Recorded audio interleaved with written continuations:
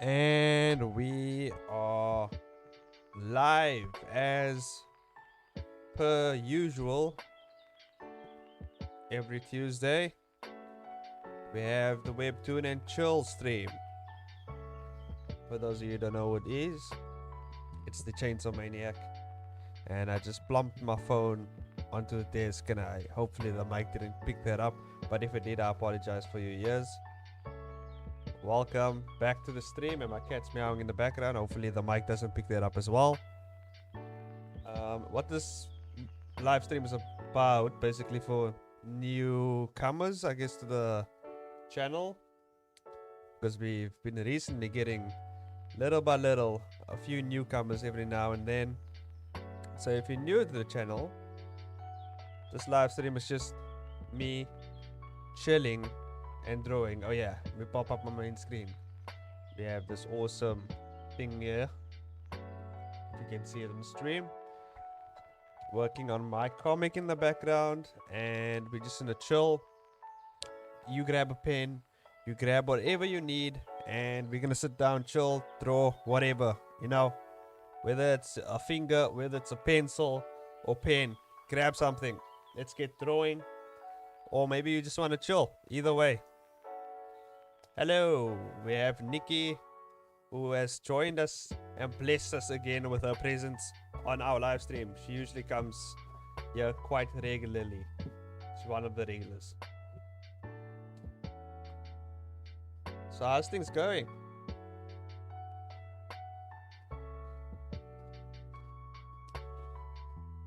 Sorry, I'm trying not to crunch potato chips into the mic.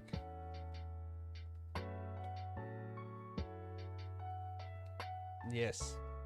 If you need blessings, you go to Nikki. You go to Nikki for blessings.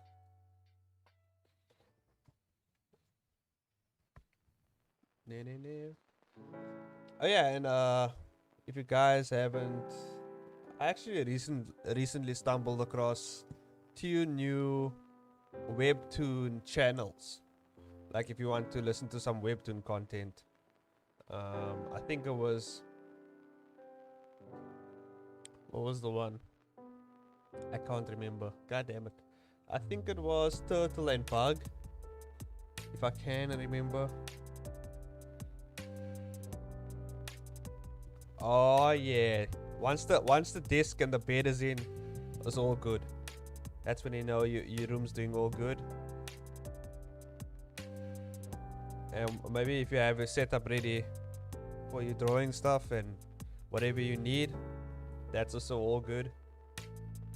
That's how you know things are ready to go.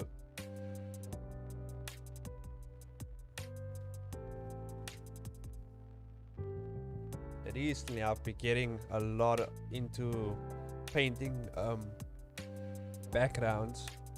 I almost choked on a chip there. God damn it. I need to cough away from the mic. Apologies.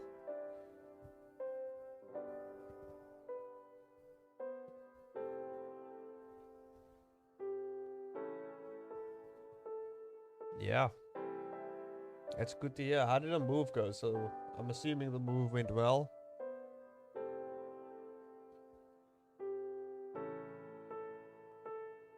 Okay, let's get to drawing. I did this wonderful console. Quick tip, I didn't draw anything on this console over here. This was just grabbed from the internet and shoved onto the screen. I don't know where it came from, but shout out to the person who designed this interface looking thing. Shout out to that person.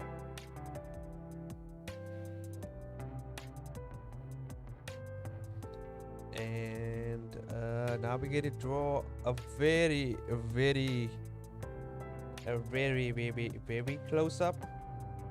Sound like a 5-year-old. A very close up. A 5-year-old just learning to speak, basically. But yeah, we're gonna draw this close up right on Flavera. I almost messed up her name. I don't know why I gave her such a difficult name to pronounce. I just wanted to sound fancy because she's not of this world, basically. She's some elf, half elf, half dark elf. lady. So things are gonna get wild. Oh yeah, for those of you who haven't checked out my latest episode, please do so. Things are gonna get intense because we're coming up on the last few episodes of the first season, so things are gonna get crazy. I'm not gonna. I almost spoiled it. I almost spoiled something. I'm gonna keep it in. I'm gonna keep it in. Goddamn. But yeah. Hopefully everyone else is working on something as well. They're motivated. My cat is staring at me. You okay, man? Momo. Hey. You okay? Yeah, he's confused. I don't know what he's really confused. He doesn't know what he wants right now. He's staring at the window. There we go. Okay, cool, dude. He jumped on my desk. He almost knocked over all the chips. All the chips he almost knocked over. I think he's trying to eat the chips. I just want to move the chips because he will eat anything.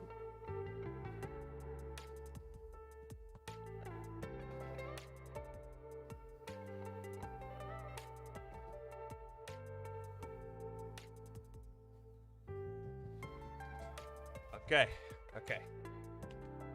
Oh shit! Almost dropped my pen. God damn it. Okay, we're getting off to a rocky start. Okay, everything is going wrong. That's all right. Everything is fine. It's all good. I have my fat cat on my desk now, and he's staring at my wife. He's just looking at her. It's being weird.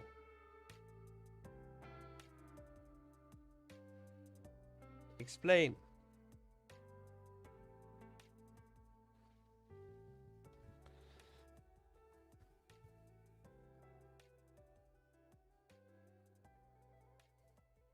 Yeah, I finished the the coloring for the next panel, then I'll move on to the rest. Isn't that how it works?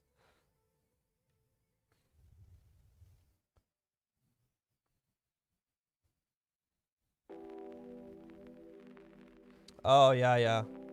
But I enjoy just finishing up a panel. I don't know, it's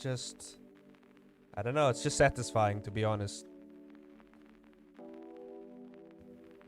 I used to do line art, like I used to do the thumbnailing and everything, and then I used to do the line art, then I used to do like coloring afterwards, and then the panels and everything. I used to do everything in processes, but it just feels, I don't know, it feels just good to finish up panels. Also, when thumbnailing, I get stuck, and then I just finish up some panels and I'll get ideas as I'm thumbnailing. And that way I don't waste time just sitting around thinking about new ideas. You know, waiting for new ideas to just pop into my mind. That's just kind of how I roll. After watching Mitch's video, when he talked about how he just finishes off panels rather than actually like doing everything in a one, like a step-by-step process, like lining the entire comic, then filling and all that types of stuff. And then he talked about all the stuff. So I don't know, I thought it was an interesting idea to try out, and when I did, I liked it much better. So I was like, okay, cool, I'm gonna do it this way now.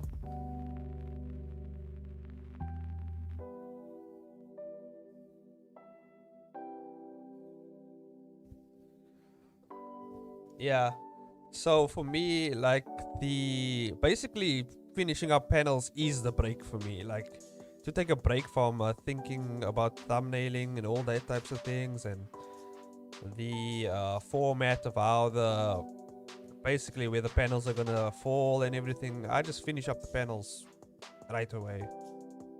It just makes things it keeps me on track, I guess, in some way. I don't know, it's just a weird way of I just like being efficient. I don't like wasting time.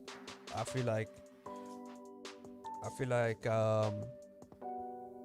if I just finish up what I can finish up, and then I'll worry about the other stuff later, you know.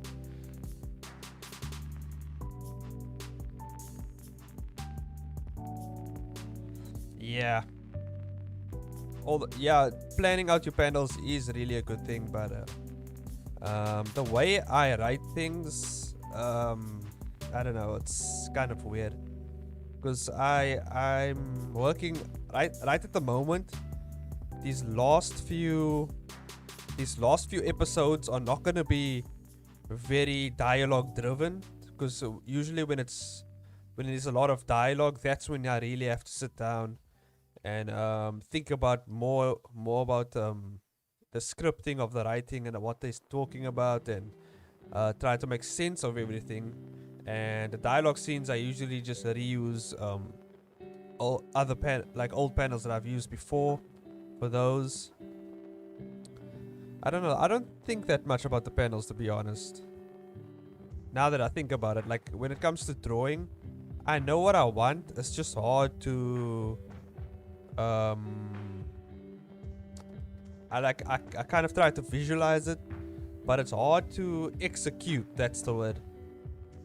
It's hard to execute because of the specific posing, especially when it comes to fight scenes. So, and because my comic is mostly this comic especially is mostly fight driven, I really only have to focus a lot on the fight scenes more when it comes to drawing,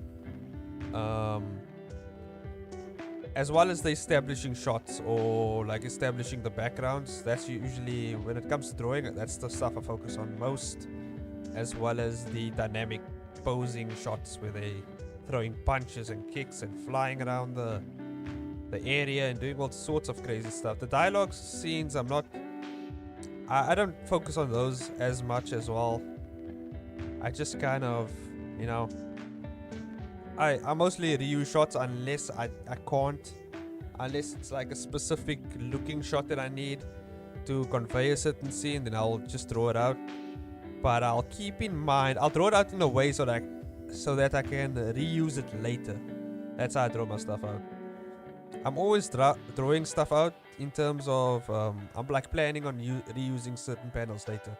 Like this panel here with the close-up with a face, I could definitely see myself using this close-up of a face later on in the series somewhere when it calls for it.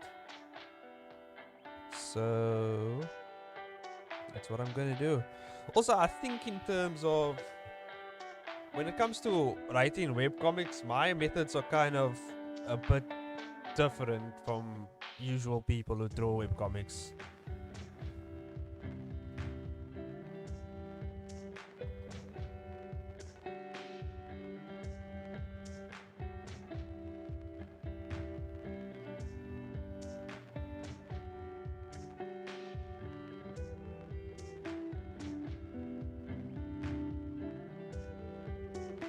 Yeah, it's definitely good practice to try and reuse panels and whatever. But what was I gonna say? I was thinking about something in terms of the panels, because there are some times when I have to go back. I don't immediately draw the panels. Like I will what I'll do is I'll thumbnail like about 6 panels in a row. So like 6 panels, like you can see here, I kind of thumbnailed these panels. I didn't draw any other ones. See, it's kind of just blank. Blank right here, because this entire section is going to be mostly fighting, basically. So I just have to focus on the choreography for that, more or less. Because when it comes to fighting in my comics, I've made it kind of a consistency, like a planning consistency thing, where for the fight scenes I don't use any type of I try not to use any type of sound effects or anything like in the panels, like using like boom or pow, you know. For the fight scenes, I want them just to flow like an anime fight scene. So instead of pausing it, you know, because that's a lot of anime fight scenes usually work, is usually just constantly like punch, kick, flip. This guy flies around, grabs the guy's face, smashes it into a mountain, and then this guy does that. This guy, it's kind of like after each other, like that, entirely like after each other every time, immediately after each other. So it keeps going. So when it comes to those types of fight scenes, I don't write any sound effects as well, because I want the fight scene to flow right through. I might separate some panels and create space between them just to create a bit of a pause. Like for the scene over here, I might actually separate them where they kind of blow up something. They're blowing up something here, and the guy flies out of the smoke. I'm pretty sure if you watch anime, you know what I'm talking about. The guy flies out of the smoke, and then a guy appears next to him like, I'm here, and then he's about to punch him, Yeah, I'm pretty sure that's used a lot in anime, but I like that aesthetic, so I'm using it in this fight as well.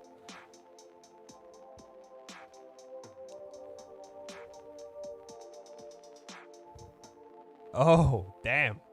Yeah, I don't know. I work, I don't know. I work like in the moment. Like I plan things like now. I don't usually plan ahead. Well, at least I wish I did, but I can't right now. So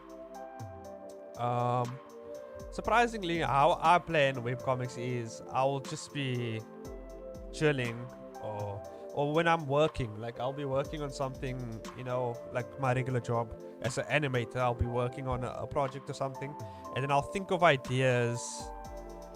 I'll think of ideas on the fly and just kind of throw that in as I go along. But I have an overall plan. Like if you watch my previous video where I talked about this 3-step method that I use, the beginning, the middle, and the end, I kind of write my episodes that way with a specific. So it has a beginning. Like these shots are beautiful though. I don't mind showing the people who have come here to the stream. This is a beautiful shot. Like I actually spend a lot of time on painting the background here as well, but not too much time. But it was actually very satisfying to paint this shot right here. And Flavera almost looks happy here, almost. But she's more amazed. That's the type of expression I wanted to get from her.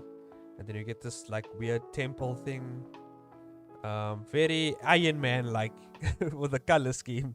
But yeah, it's like a big like establishing 4 panels. Yeah, this took me quite a while to actually draw this. But yeah, so now we're heading on to the quick shots, where basically I don't have time to do the backgrounds, so I kind of just Gaussian blur everything and just throw it into each other and hope it works. But today is Tuesday, so usually the way I plan things out is Mondays and Tuesdays are planning days. Like I'll basically write out my entire rough plan within Monday and Tuesday. Then the rest of the other days I finish up panels. I finish up all the panels. But I wanted some free time to actually work on some other things as well. I'm planning on making a Fiverr account as well and adding a few little jobs there.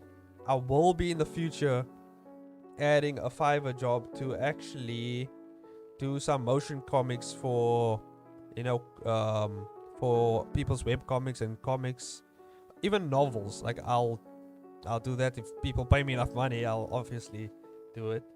But I think it will be awesome to actually take on those type of jobs especially for creators like myself, who kind of want to have like that, want to see their artwork move in a sense, because I am an animator and I thought it would be awesome to animate people's webcomics and stuff. Because I know there are artists out there who would love their artwork to be animated, but they don't have the skill to learn, or actually they don't have the time to learn the skills needed to do what they want to do, So I'm gonna offer a service on Fiverr that, if you guys wanna, I think like the lowest tier is like $5, so I guess you can just. And then I think, which is a pretty decent amount of animation. It's just gonna be kind of like a slideshow with effects, and you know. But once I get that up, then you guys can probably submit whatever you want to submit, and then I'll animate it for you.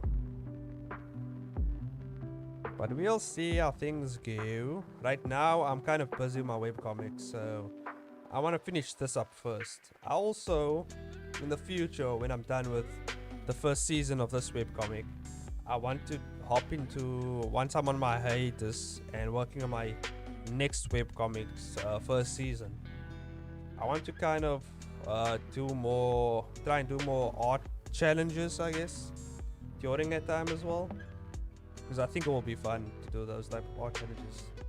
But not just art challenges, I'm gonna try to do animation challenges as well, and I'll be posting those on my channel as well as the process of me going through how I do things and whatever, and you know, all the intricate details of all the types of stuff that I do. So that would be cool. I think I kind of messed up here. I'm getting much better at drawing and talking. Can't believe, I can't believe I was trying to say the word, trying to say what I'm good at, and then failing at what I'm good at as I'm trying to explain it. That's life right there. That's what it is.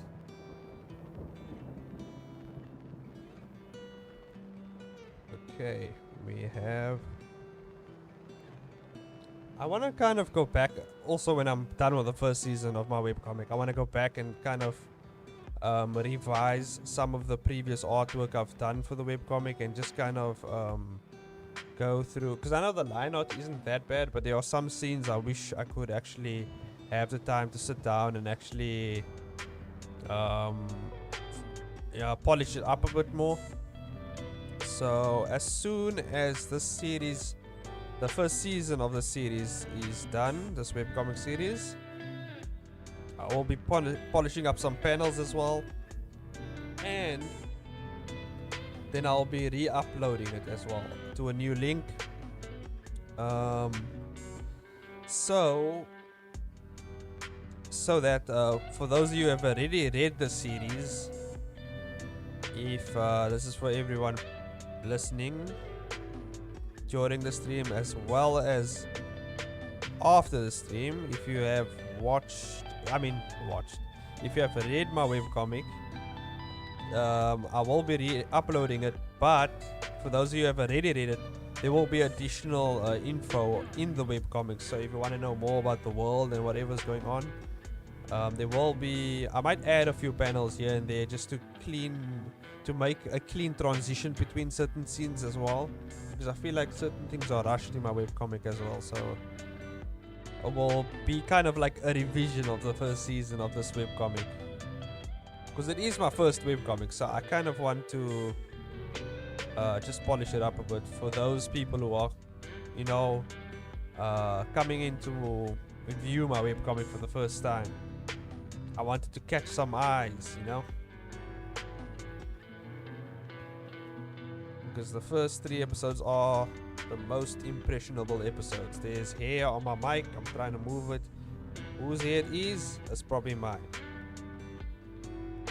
Or my cat's, I don't know. But someone's hair. It's not long hair though. It's probably my beard hair. Yeah, that's what it is. All over the mic. Cool.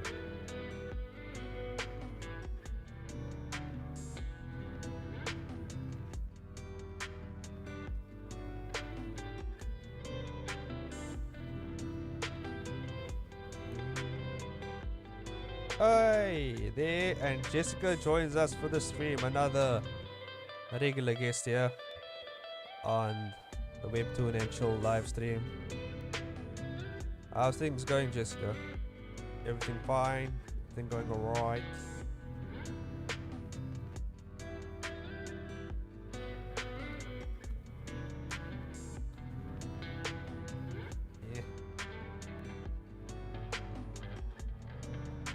trying not to get. You know what the problem was previously in this webcomic? I kind of feel like I wasted a bit of time painting and coloring in a few backgrounds. Although it's a good like really good establishing shots, so it will definitely catch some eyes for whoever's been following the series. Oh, nice to hear you just got back from work. I hope you had a great journey home, and you have a nice chill night. I guess it's nighttime. Yeah, it should be nighttime for most people, right? Oh goddamn! I moved the ruler onto the screen. Cool. I should actually take down the rulers in Photoshop because I don't want to move rulers around and then lines follow the ruler and then it's problems. I've been really also thinking about maybe buying Clip Studio Paint. I've been thinking about it just for the vector aspect of it, because I think Photoshop does have vector layers and stuff like that. Like I can actually draw with vector layers in Photoshop. I don't know if it's as good as Clip Studio Paint, but I'll show you. There should be. Yeah, because Photoshop does have a vector brush thing. I just don't think it's as good as Clip Studio Paint. I think it's the freeform pen tool, so you can kind of look at there it is, but it's just not what I want. I mean, I can change the size of the brush and everything, or maybe I just don't know enough about it, but it's definitely something to look into for my future projects. Or this is a good alternative actually. I was thinking of actually doing my webcomic in Blender. Like actually in Blender. Because Blender's 2D tools, like for frame by frame animation, I've seen some people use Blender for illustration as well. So I was like, you know, I'm very good at Blender, so I might actually just work in Blender.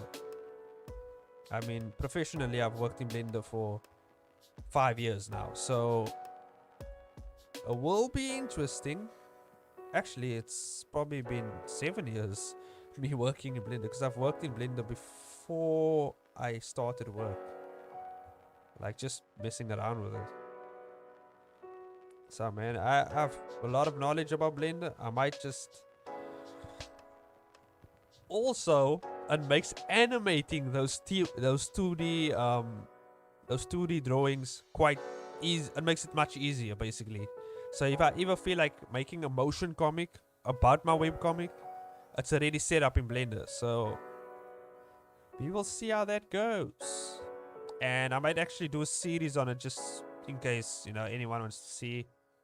Wants to learn Blender a bit more in terms of the 2D drawing aspect. But the way the vector drawing works is kind of similar to Toon Boom. If anyone has used Toon Boom, it's very similar.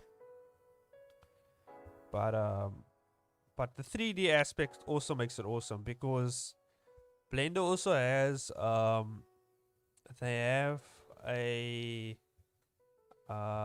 what do you call it, a freestyle line tool. So basically that creates lines around the 3D model, so it kind of looks like it's drawn. And then I also have my own preset comic textures for 3D models, so I can texture things to make it look like it's drawn.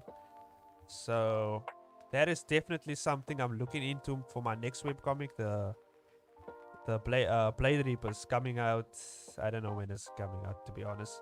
It all depends on where I am in terms of my planning process. But hopefully at the end of this year will be done, or by the beginning of next year. All the planning for that webcomic, because I kind of want to get at least like a 10 episode buffer just to make life a bit more easier for myself.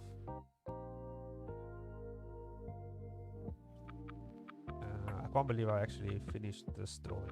Usually I don't. But then again, it's just a close up of a eye, a few strands of hair, an eyebrow, a couple of eyelashes, you know. Pretty simple stuff. It's not difficult stuff going on here.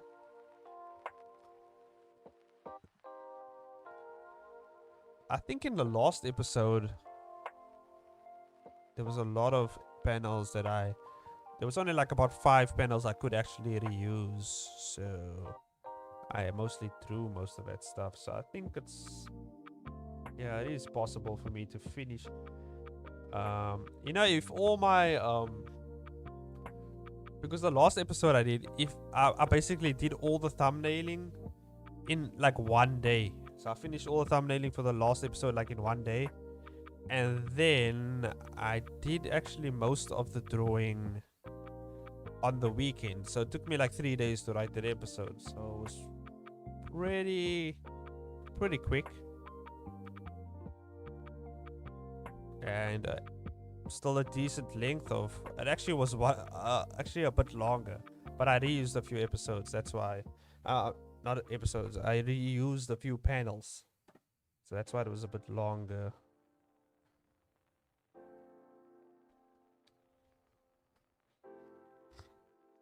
Yeah, that video might do numbers. Yeah, because I feel like thumbnailing or when you script your episodes is the most important part of the entire episode, because it predicts. Did I just say predicts?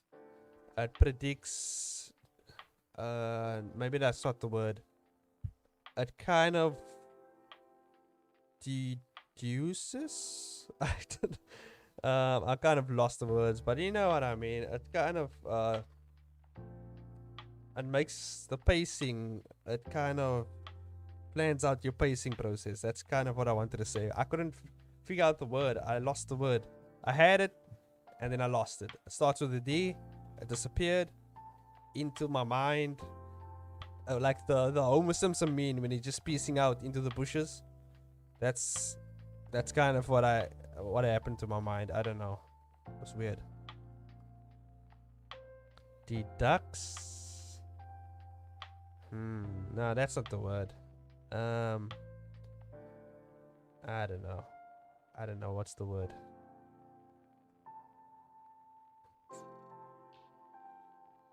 But yeah, it kind of helps with pacing.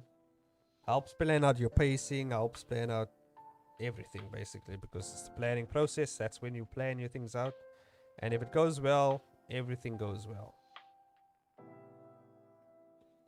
I don't know what I wrote on the, because I just have I don't have the side of the cave, this cave thing, so I don't know what's on the side of the cave thing. You know what? We're gonna Gaussian blur. We're just gonna Gaussian blur. That's what we're gonna do. That we're just gonna throw in a couple of colors. Gaussian blur. No one's gonna notice.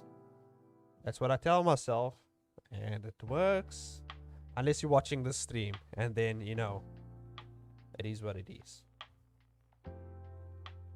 Yeah.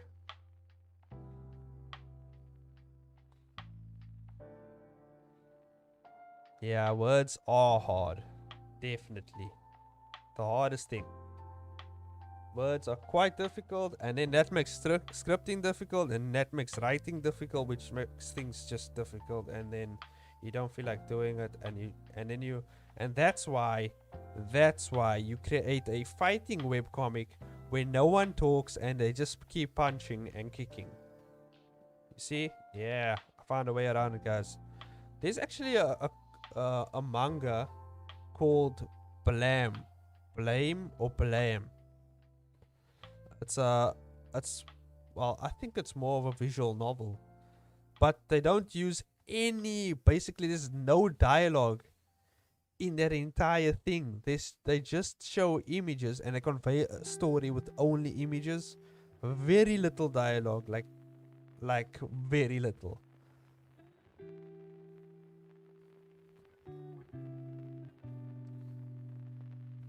If I can remember, that's what it's called.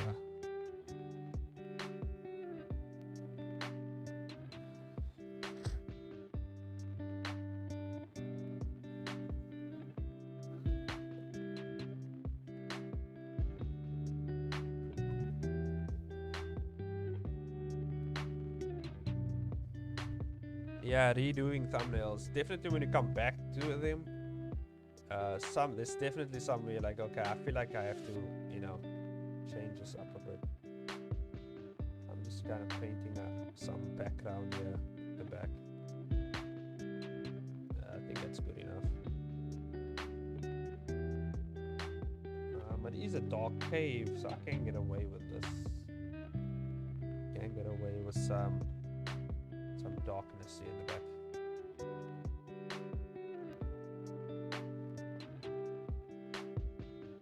Not the start of it.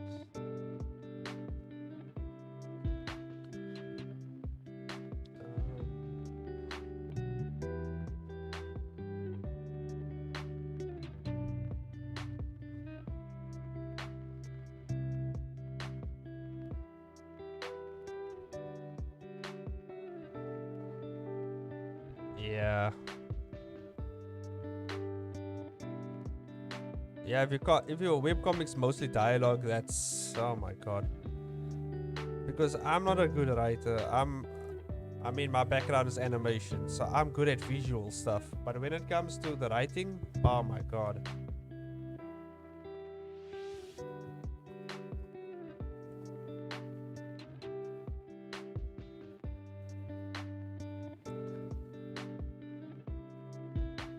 Hey, friend of the channel, Andy Byrne just posted a video. Definitely checking that out. Not now because it's already 11:30. We know we're streaming for at least another hour, and then I'm heading to bed because work.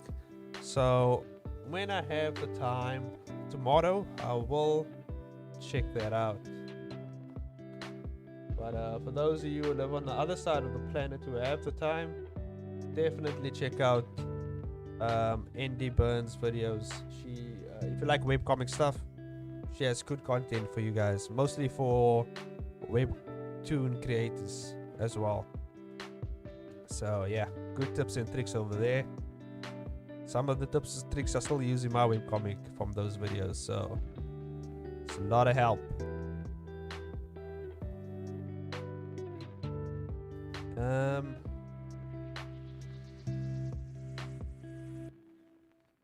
Yeah, we all got notified.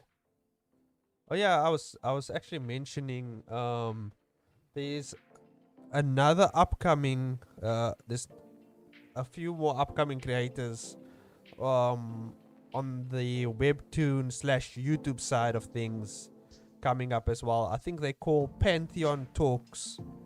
I would suggest checking out their channel. They just basically started their Webtoon journey. But yeah, they're gonna have, at least from what I've heard, they're planning to have like regular podcasts. It's like, I think it's 3 of them. They're gonna have like regular podcasts and chat about Webtoon stuff and all the news and everything. So it's be interesting for that, to listen to that. No problem, Jess. You enjoy your dinner. Bye bye. Enjoy your dinner. Hope it's like sushi or pizza or something, because that's goddamn marvelous food. Like I really feel like some pizza or sushi or something. But now's not the time. Now's not the time to think about snacks. Nah. You gotta keep going. Bye, Jess. Bye bye. Okay, lights. Bye bye bye bye.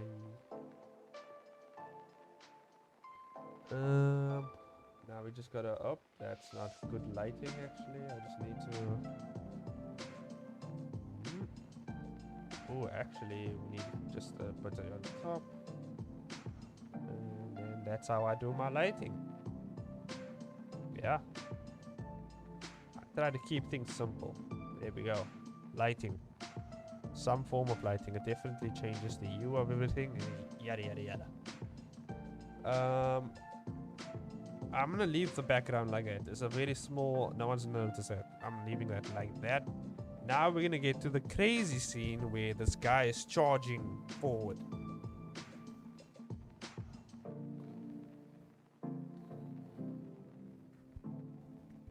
Oh, you need to get rid of videos. Oh, it's maxed out. I never knew you can max out your watch later section. I never knew you could do that. Is that even possible? Like how much videos did you save up? God damn, it's a lot of. I didn't. That's just impossible. I don't know how that's possible, but good luck. Good luck with that. God damn.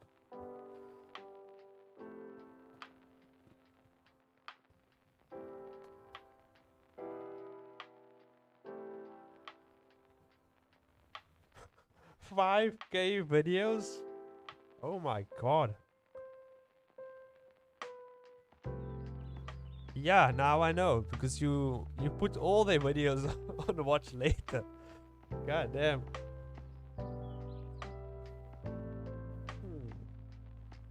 I should definitely be the one asking you for new creators I can listen to.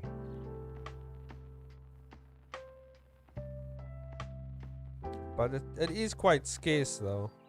I mean recently I just ran into oh yeah, Faint Sayo art. I mean I've watched her video as well.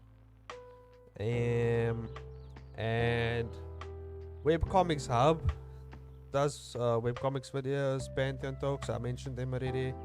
There's so 3 new artists I ran into, and then there's Turtle and Pug as well. They do Webtoon related videos as well. Those are the only new ones I've just picked up right now. But always looking for new artists in terms of Webtoon / YouTube creators, or just Webtoon creators in general, to chat with, gain experience, and learn from.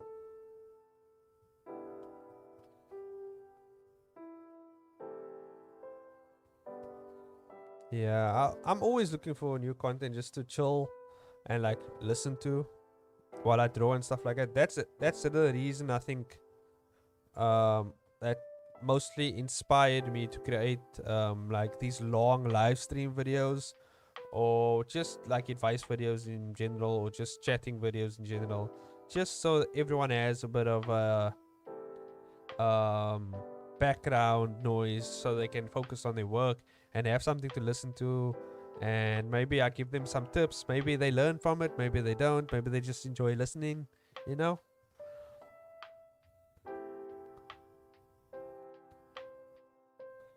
Alan Thomas. Is it Thomas or Thomas? I don't even know. Because some people say Thomas, some people say Thomas. You know, that's one of those potato things. Although I don't know who says potato. Who's that guy? Okay, we need to find that guy. We need to let him know it's potato. Potato.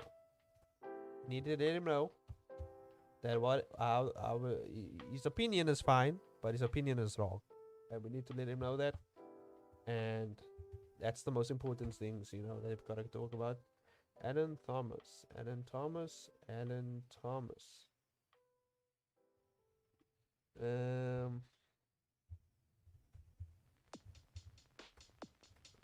know. Maybe I'm already subscribed. I don't even know. Oh, Alan Thomas. Oh, I never. Oops, I'm playing his videos in the background. Okay, pause it. I'll definitely check him out later. Yes, I will definitely do this. I'll keep this in mind. Thanks again, Nikki. You have all the Webtoon creator knowledge. The Webtoon creator watching video knowledge. And I cannot access because I'm live streaming, I'm assuming, and YouTube is just like, nope. So I'll keep it in mind. Alan Thomas. Okay. As a matter of fact, I will write it down. Just in case. Because I want to hop back into that sometime. Let me just hop back to, yeah.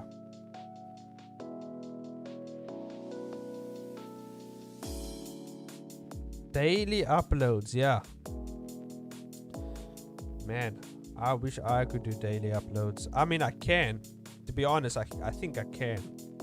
It's just nope. I can't do it. It's just I'll be too run down by the end of the day. Yeah, you definitely are like a TV catalog. I can just basically scroll through the guide and check what's on the list.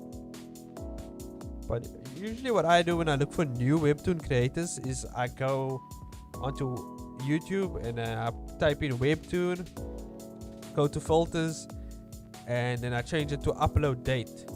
That way whatever videos just appeared about Webtoon shows up first. So gives everyone a chance to get seen. Yeah, it seems like you do. I bet by the 5,000 watch later list you have there in the background, I bet you do have everything for every occasion, like everything to watch for every occasion.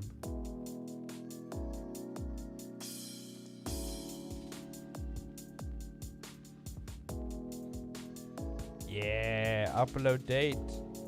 That's how I roll.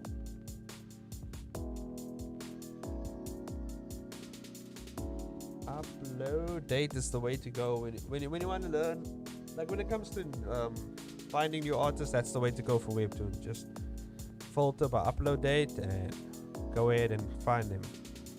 Although most of them they're not in English, so I was like, okay, I'm not gonna learn another language, not today. Nah, you're not gonna get me to read some stuff and learn some stuff. Nah, that's not it. Not doing that today. That's the reason why I'm done with school. No academic stuff. No. If I want to learn something, I'll just listen to something, usually like an audiobook or something. I don't feel like reading. You watch Spanish ones? Yeah, nah. I'm not that good in Spanish. I know a few words and that's it.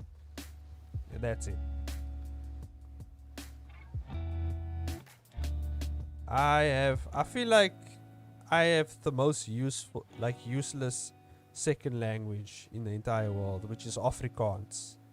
Afrikaans I can definitely understand and speak and everything, but it's like no other place in the world speaks Afrikaans.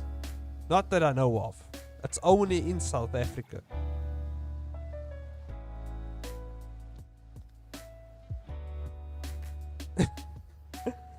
Yeah.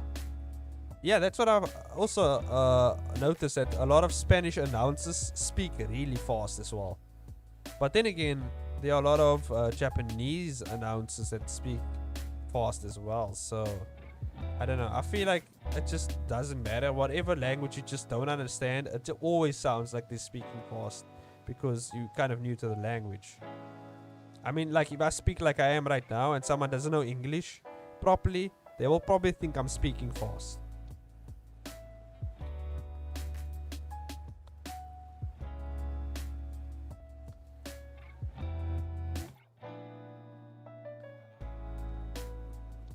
Shona. I'm not sure I've ever heard of that language in my entire life. What is this mystical language you speak? Shona? Shona language? Oh my goodness. Oh, Zimbabwe. Oh, no, then I wouldn't have known about it. Yeah, it's just one of those languages that's just only in your country. It's weird.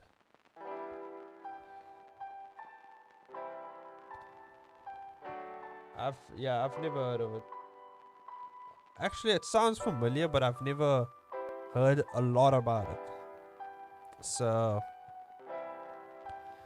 it's one of those things. Although Afrikaans is close to Dutch, it's close to Dutch, German, and yeah, just Dutch and German. I think Afrikaans is close to Dutch and German. So usually when Germans like speak to me like in German, I can kind of understand what they're saying because it's very close language. It's like, and with Dutch as well. Like Dutch is also quite close to Afrikaans, so I can kind of understand when they speak as well. When they speak Dutch.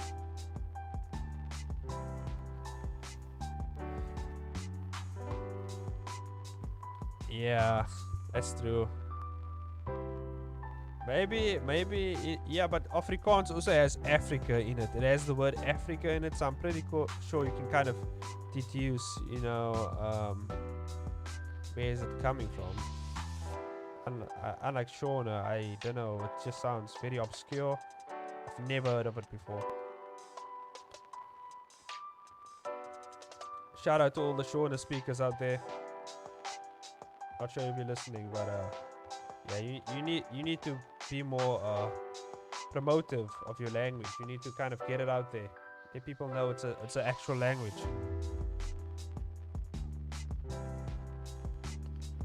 Yep, the more you know.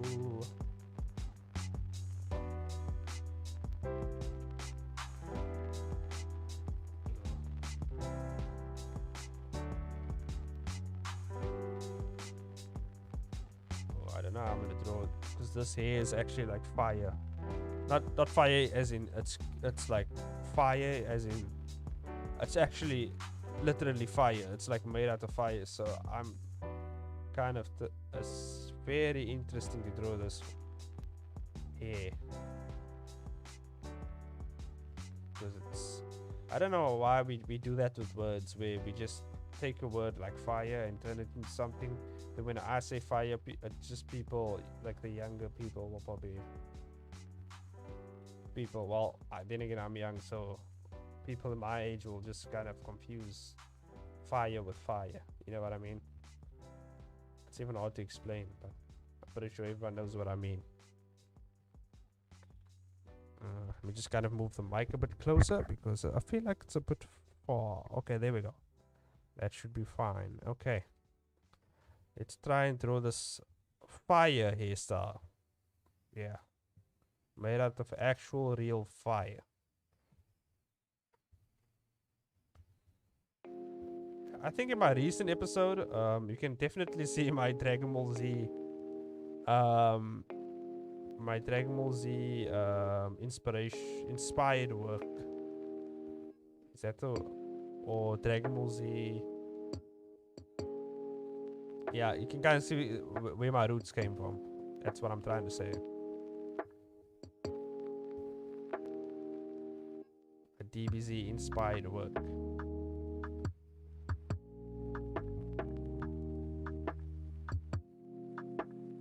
I don't know. Does this look like fire? Kind of. It does, kind of. I needed to shoot a bit out more because this guy's flying really fast.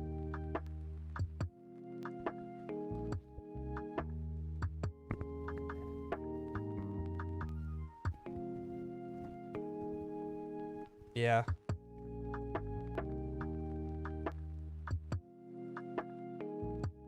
Yeah, words just, I don't know. It's almost as if, and I don't think it's not any other language except English that kind of has this weird evolution.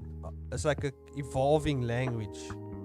It like just kind of shifts and changes with the times. I don't think any other language that I've known does that. Even in South Africa, we kind of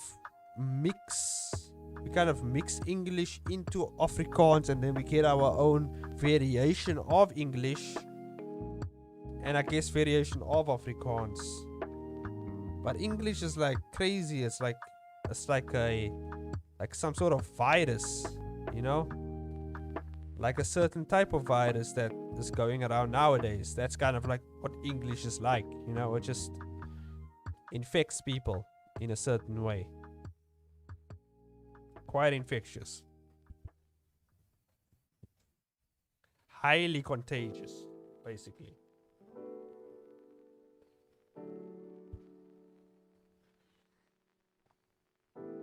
Yeah, that's what I'm saying. It's just like, which is interesting that no other language really does that. Maybe it's because English is more of a universal. I almost said universal, and that's me creating my own language right there, midstream. So yeah, English is kind of universal. But then again, but this is the thing. Even English itself,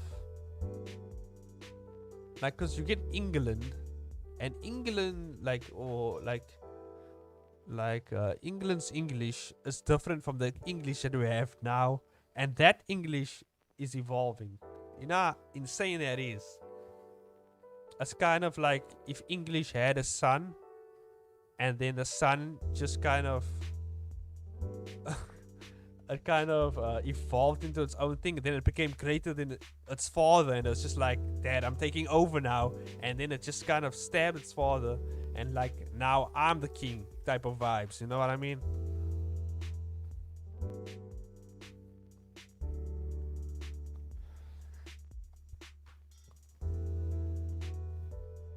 Except Spanish.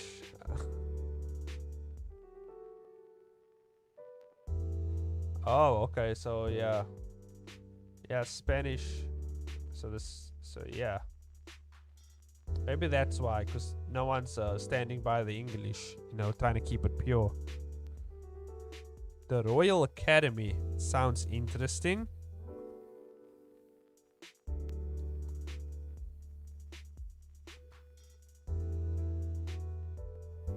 Yeah. I don't know, man. But I feel like a lot of times making up words is fun. There's a lot of words that just, I mean, technically, all words are made up because eventually, like, we came up with languages to understand each other. So it's a whole crazy type of topic you can run into with that. Because all languages are as a way of communication, and humans just trying to communicate with each other. That's all it is.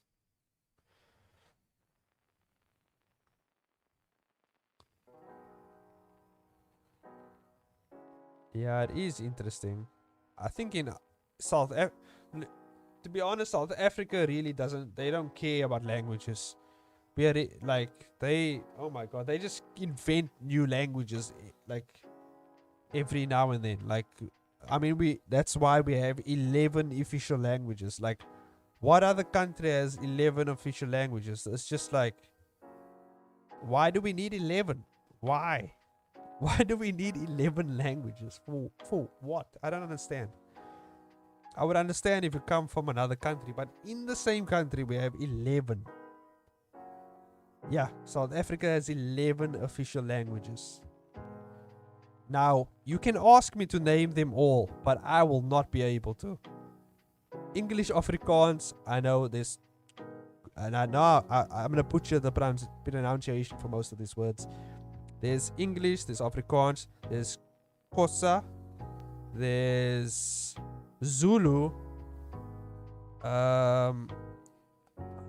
there's Venda, there's Sotho, there's a bunch other more. I'm not gonna even try, because there's so much. It's just like, I'm pretty sure you can look it up. God damn.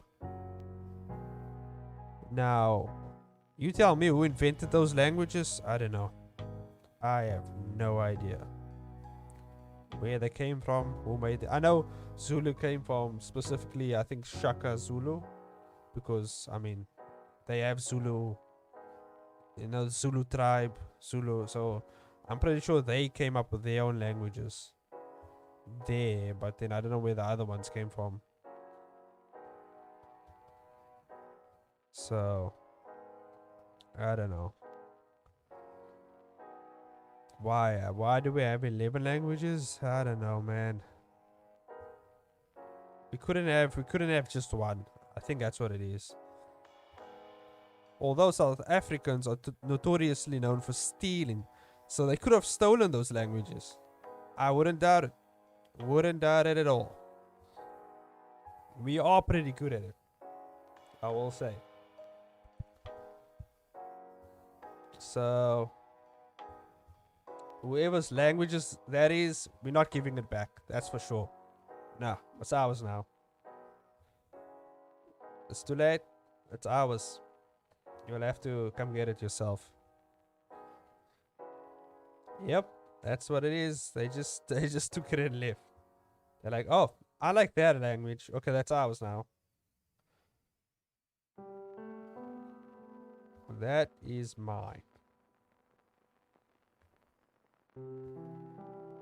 Although South Africa has had a lot of colonization and stuff like that, so I'm pretty sure because I think we were colonized by the British, so I think, and here we go. I'm basically going to history professor mode, and I'm not an actual historian, so I don't know what the hell am I talking about, but I'm gonna try and make sense of it, because the British did colonize South Africa, so this is my assumption, but I think they took other people from other lands who had these languages and shoved them into South Africa, and then that's where everybody kind of, got all the languages from. And that's what I think. Whether I'm right or wrong, I don't know. It just makes sense to me from what I'm deducing.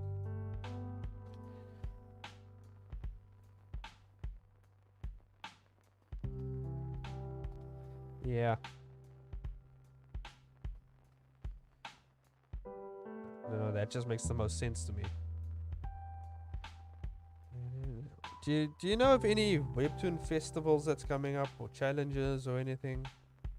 Because I've been looking around. I noticed the Webtoon Summer Festival. Is that a thing? I don't know if that's starting up.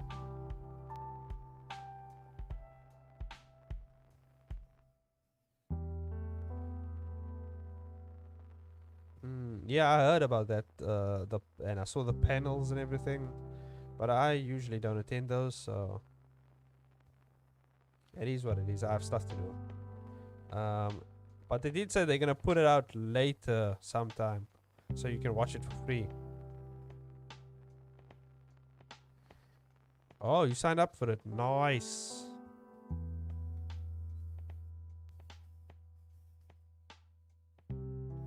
It's been a while since I've actually gone to like a type of event type of thing. Because I remember I used to go to the animation festival as well. I used to go a lot to the animation festival. My work, the company that I work for, used to always buy tickets for the animation festival, and we used to go a lot to those. Those were awesome. Like to see, like people create their own animations and stuff like that. It was awesome. But now because of the COVID, we can't do that anymore. So that was fun. I will definitely go to more of those. I'm pretty sure they have webinars now on those and stuff like that. But it's not the same. Oh, I remember when was it Aaron? What's the guy's name? Aaron Blaze. Is that the guy's name? Blaze. Yeah, Aaron Blaze, right? He's the guy from Disney Channel. Not Disney Channel. He's the guy from Disney who does the cool animation stuff. Yeah, Aaron Blaze. Yes. I remember he came once well, he wasn't there in person, but he was on video call on this giant screen, and we all got to see him. So that was cool, and we all got to ask him questions and everything about animation. Man, that was awesome. To talk to someone like Aaron Blaze about animation, god damn, it's like if you're making music and you get a chance to talk to Eminem, it's just like, whoa. Because that guy's big in animation. He's a legend in the animation industry. And I didn't know that. I'll be honest, I didn't know who he was until my colleague told me, like, hey man, that's Aaron Blaze. Like, and he told me what he does, and I was like, oh. But that was like years ago.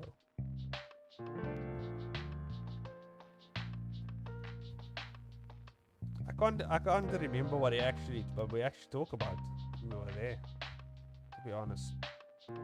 But it was pretty fun. It's one of those once in a lifetime's experience stuff. Anyway, plenty of other creators that we got to meet. Maybe someday in the future I will get to work on my own animation project. Be interesting. When I have the time. Or, and this will be, I actually thought about hiring some artists over Fiverr to actually to help me out with like an animation project that I plan on doing for my webcomic, which will be really cool. That way, you know, I don't waste too much, not waste too much time, but like I don't spend too much time on it, and I have a lot of help. Oh, I think I messed up this flames. Yeah, because I really want him to be flying forward here. So yeah, I think I'm gonna give him like fiery boosts on his hand. Yeah, boosting forward. And make the fire come up here.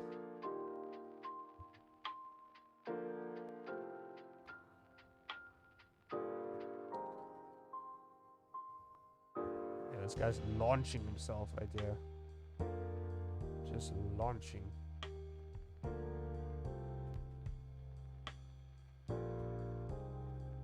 There you go. To clean this up a bit more. Don't worry about it right now, but yeah.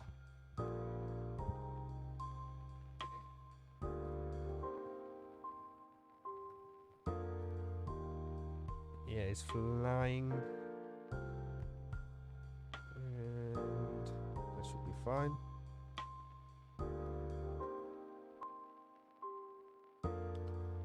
I was actually planning on also trying out Illustrator for webcomics, but yeah, Illustrator, you can't do these long like panels. You know, this long canvas where you can put all your panels in. Because Illustrator is just like, nah, that we don't fly that way, man. You can't just be doing this long ass panels. You can't just be doing these long ass panels out here. You're gonna make us crash, man. But you know what? I actually have an idea to get around that. I actually have an idea to get around that in Illustrator. I just thought about it now. So I might actually do my next panel. Illustrator is a bit funky. It's a bit like, especially if you come from a Clip Studio Paint background or Photoshop background, it's a bit, you know, it's a bit crazy. But if you get the hang of it, it's definitely a good thing to have in your arsenal. So I will definitely try it out when I get the time. And yeah. Also, then once I figure that out, I don't have to worry about scaling issues. Yep. And yeah.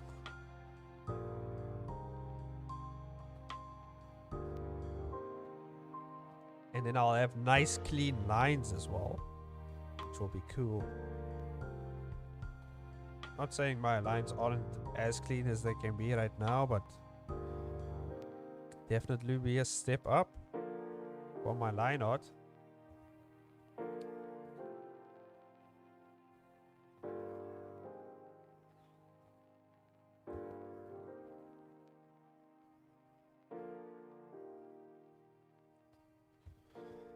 But yeah,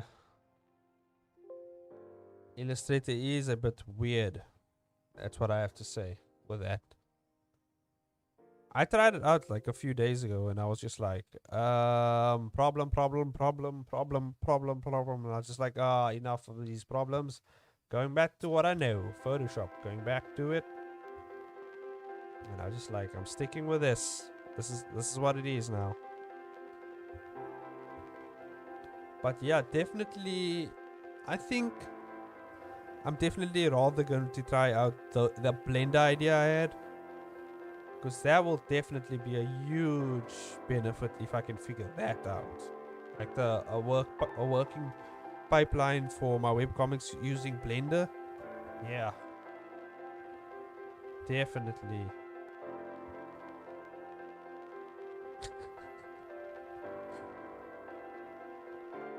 Yeah, I just say stick to what you know. But it would be definitely a step up for me using Blender. Hey man, once you get the hang of it, trust me, Blender is boss. Once you get the hang of it. And so like things like Maya is just like, oh my god, why does that still exist right now in the way that it does? Because you're paying so much money for Maya when Blender is free. That's the first step up, and then Maya is just, it crashes like every 20 seconds, so it's just like, what's the point? But yeah, but then again, that's just from my animation perspective. Definitely, if you're doing webcomics, I would always recommend Clip Studio Paint. Clip Studio Paint is boss when it comes to webcomics. It's not even an argument to argue Photoshop or Clip Studio Paint when it comes to webcomics. Clip Studio Paint is absolute boss. At the moment, it is. Krita is also pretty decent for people who want a free alternative, but there's a little bit of Krita is a bit weird when it comes to certain things, so I don't know.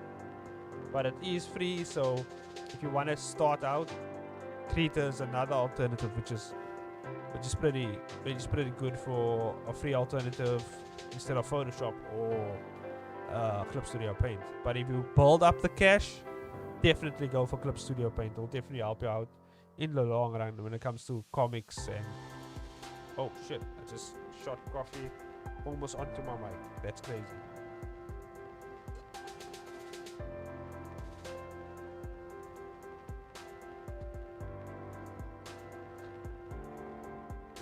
Yep, that you need that scrolling wheel. That scrolling wheel in Blender, definitely. Also, I saw some vertical mics. I don't know if you saw a vertical mic before. I haven't seen it before, but I was listening to one of Rochelle's videos, and I heard her talk about vertical mics and no, not mics, mouses. That's what I mean. Mouses. That's what I mean. Like, those things are awesome. Like, they are awesome. But they are expensive as well.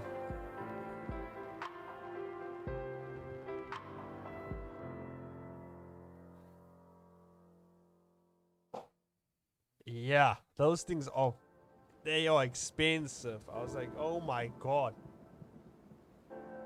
And that's how you know that the world just doesn't care about you. It's just like, you want a healthier hand? Screw you. Pay me the money. Pay for your health. Pay for it. Just like, oh man.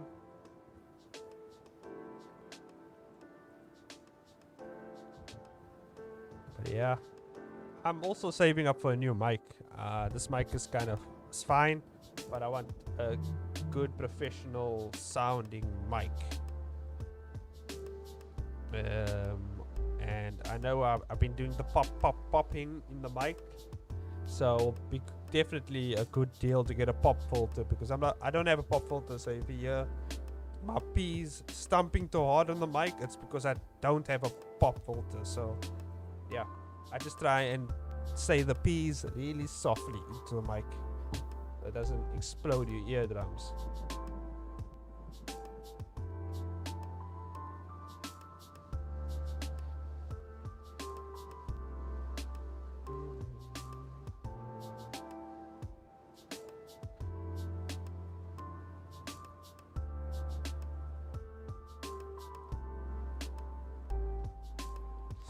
Oh, so it does work. I've heard my friend, yeah, he's actually an artist now. Baby Days, I think is his name on YouTube. He he said when he started making music, he used to also do the sock method, and it seems so far everyone agrees. My brother agrees, he agrees. So yeah. How's he doing though? Oh damn, he's on 16k subs. He's doing well. He makes music. God damn, he's doing well. But yeah, sock for a pop filter. You know what? Actually, I'm gonna try it out now. Let's try it out now. Just make it sock quick.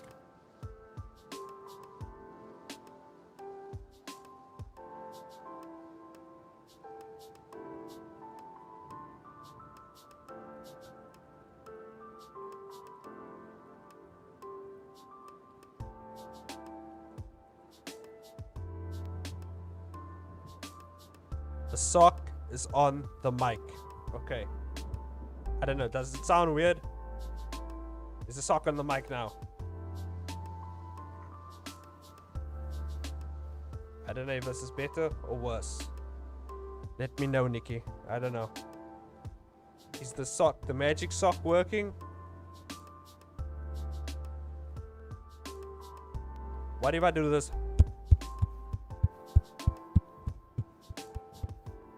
Does that help? Does it help with the P's?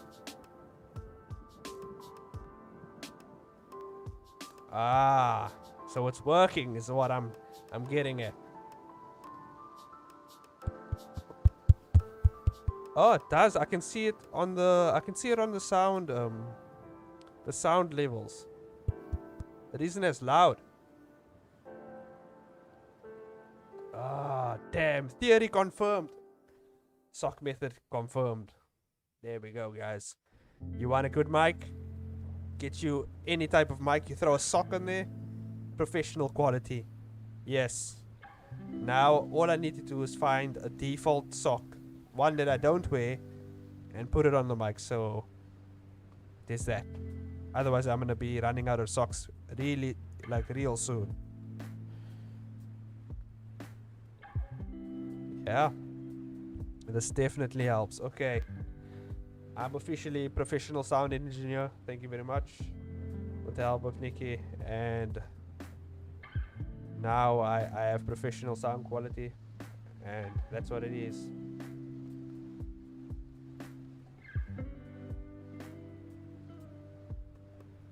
Yes. Default sock. The power of the sock. Do not question it. It is out of this world.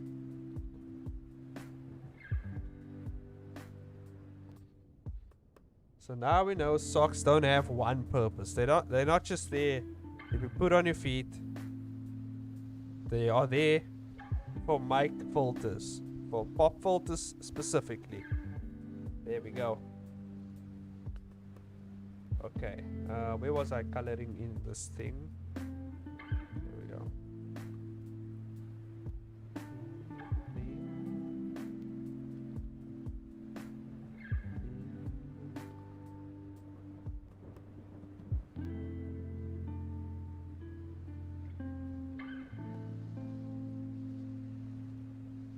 Okay, the fire is going to be interesting. interesting to draw in this panel, I have to say.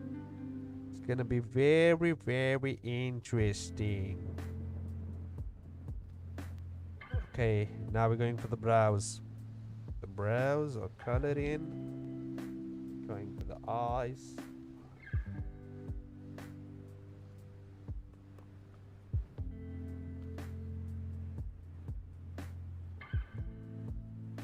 Whoa!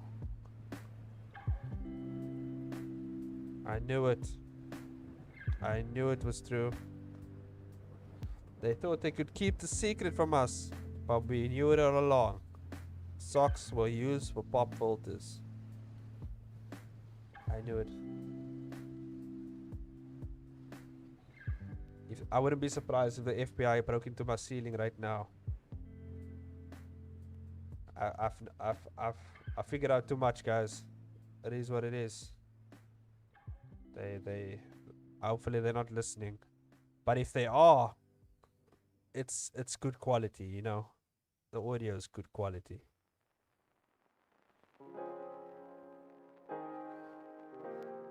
At least there's no popping in the ears when they're listening. You know, they might actually be lenient with me for that. So, yeah.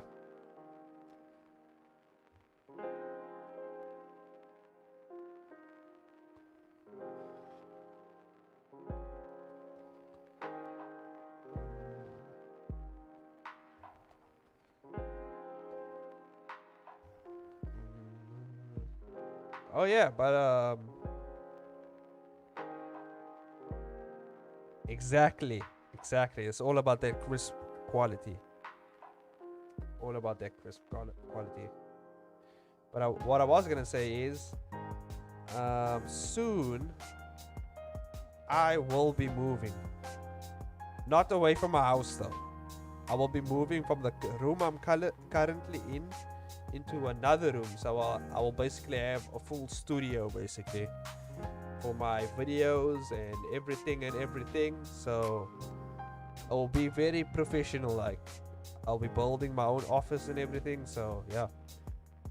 Also, I was thinking of doing I don't know if people want actual face cam on my videos, but let me know in the comments down below. And majority rules, and if everyone wants that, I'll put that up.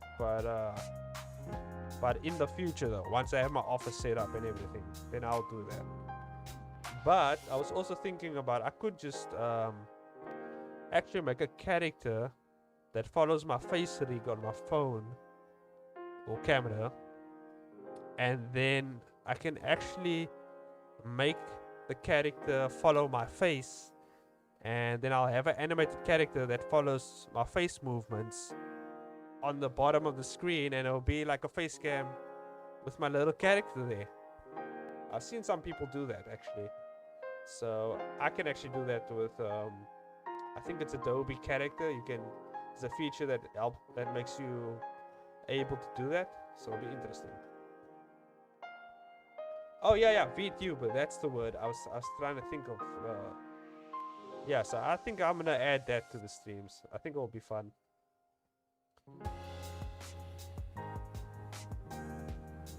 But yeah, I think it will definitely be fun.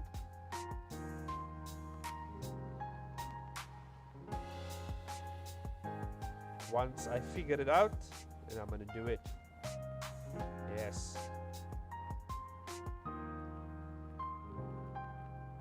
But that's only, I think, for my live streams. I'm not sure if I'm gonna do it for my actual videos that I put out and edit, because I want to actually add a bit more edits to a little bit of finesse to those videos, because I kind of go a bit heavy on the editing for those videos to make it a bit more entertaining for everyone. So might not do it for those videos, but I'll do something else with those videos. And now that we're this far out in the video, the hint for my next video coming up, which is not going to be a live stream obviously, The live streams every Tuesday is their own thing.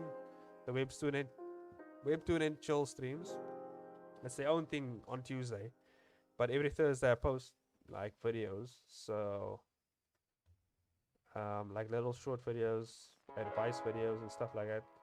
And I think the next video coming up, I think I'll be talking about efficient ways on how I plan my breaks and hiatuses. So I think that will be a fun video to do, because not a lot of people know how to take some good ass breaks, you know what I mean? They know how to work, yes, but it's all about the breaks. Kind of go through that video. I'll go through it in that video. Yeah, I'll be just talking about how I plan on doing hiatus and breaks, and then maybe everybody learns from that video. You'll see, or maybe, you know, they just want to listen to some background noise. No problem, I got you. I got your back, okay? Well, my channel's slowly growing, day by day. It's slowly growing. I get like at least one sub a day. Well, not a day, but like every other day, I guess, which is awesome.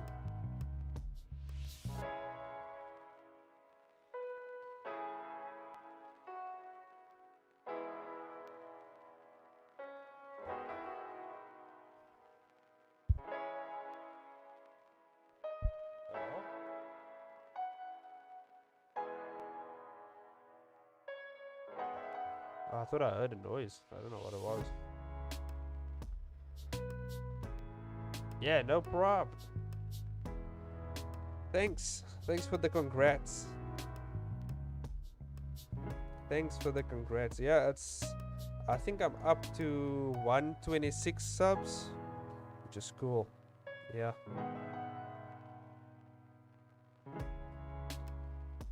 It's doing pretty well. And yeah. But although it's just yeah, I love seeing other creators grow as well. Like I remember subscribing to Rochelle when she was like, she had like, what was it like man, she didn't have that much subs. She had like I think it was like at least over 100 subs or something like that. She wasn't that big, like, and she kind of just blew up. Like, man.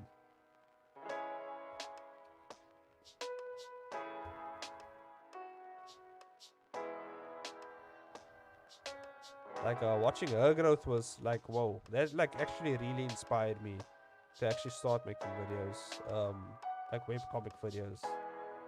Inspired me to start my own webcomic as well. Yeah, it's insane. Like, and passed me the adobo as well. Like watching her growth as well. Damn, it grew. Man, it just shot up. And I remember subscribing to Camille when she didn't even have video on it. She had no videos on her channels, and I think she had like 70 subs or something. And then like watching like them all like blow up. Jazzicalness. She had a following though, but it was like a Minecraft following or something. But from what I understand, she kind of made a new channel, and then that kind of just grew as well. So man, it's crazy. Who's this, Camille? Yeah, Camille has her own channel. I don't know if you know.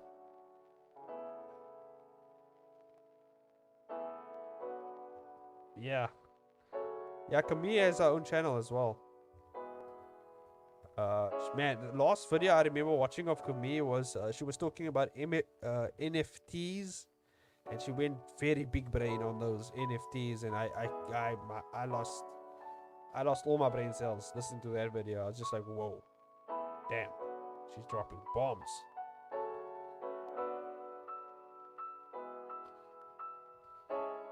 Yeah, she doesn't post regularly from what I know. I think YouTube just hates her for some reason. I don't know, the algorithm it just isn't in her favor. Yeah, but she posted a video 4 months ago talking about crypto art. She only has like 3 videos on the channel, so like only 3 videos on the channel. So she's not a regular poster, so do with that what you will. But I'm keeping my eyes on her channel because it's at 135 subs. But I feel like it would be more if she posted more.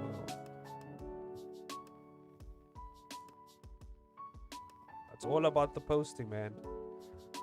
YouTube just wants those watch time, you know? The watch time, and they just want... Yeah, well, it's mostly just about the watch time, to be honest, with YouTube. If you get good watch time on your videos, you will definitely get lots of growth in your channel.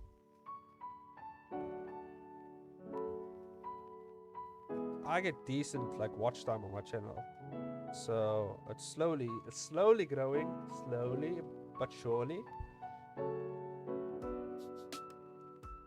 Yeah, I at least try to upload once a week, which is what YouTube recommends, like once a week. Like even if it's a 5-minute video, just to keep your name out there on the page, on the YouTube page. It's kind of like Webtoon in a way. When you just upload, it pops up first on like people's feeds. And I think YouTube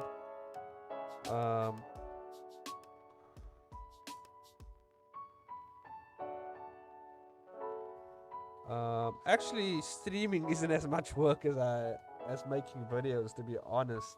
Once you get your setup right, it just flows. You just have to hit like one button and there it goes. Definitely check out some tutorials on Streamlabs. That's the thing I use to stream. Because once you set it up, it's just like you just hit one button. And on YouTube, like with my Webtoon and Chill streams, the name is the same, and all I do is change the number. So I keep all the settings the same because it works for the stream, and therefore I don't really have to change anything, and it's just kind of like a preset. So I'm not doing much work on the streams. When it comes to the actual videos that I edit, and those do get the most views because of the amount of work I put in and everything. So yeah, but the streams, it's just, you know, they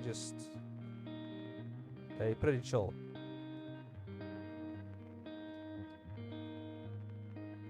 Yeah, it's all about, in the beginning it will feel like a lot of work, but it's definitely not a lot of work. Once you set up everything and it's ready to go, it's much easier. And that's why I recommend doing a test stream at first.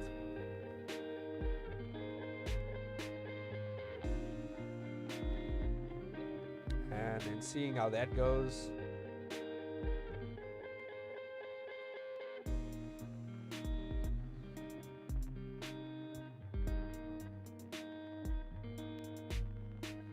Yeah, getting started is pretty, yeah.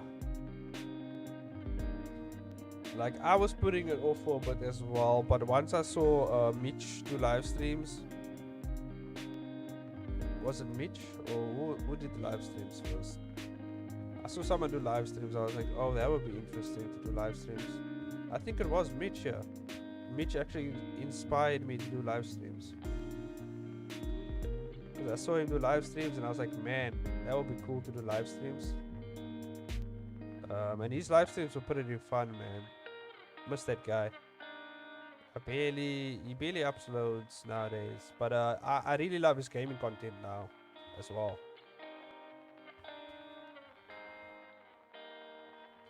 I think he still does live streams though. He does gaming live streams now. Which are still funny. He found a way to implement his webcomic stuff into his games, which is awesome. It's awesome. Brilliant. Brilliant stuff by Mitch.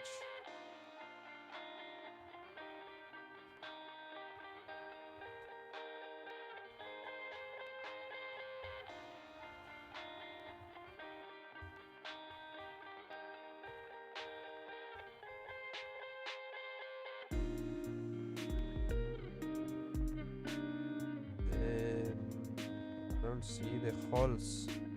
Fine. We'll work with this.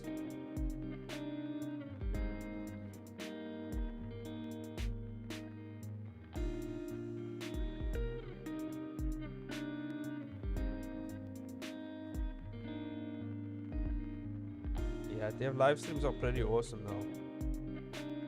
I didn't know those were a thing until he mentioned them, and I was like, ew, wow.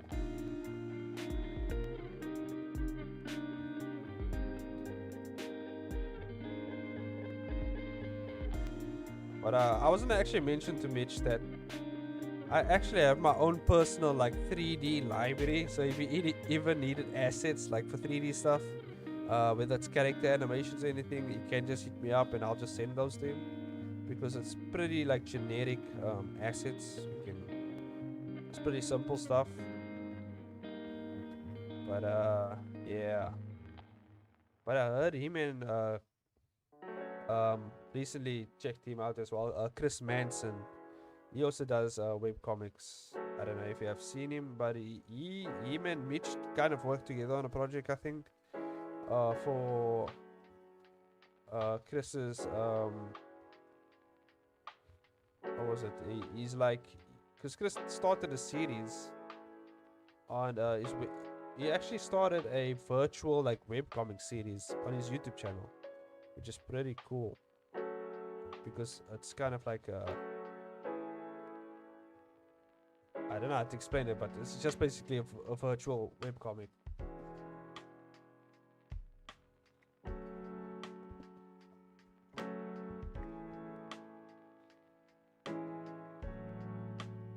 I haven't actually seen a Grave Weaver. I haven't actually checked her streams in a while. Oh yeah, Chris Manson. Yeah, that's his name. Check him out on YouTube. He started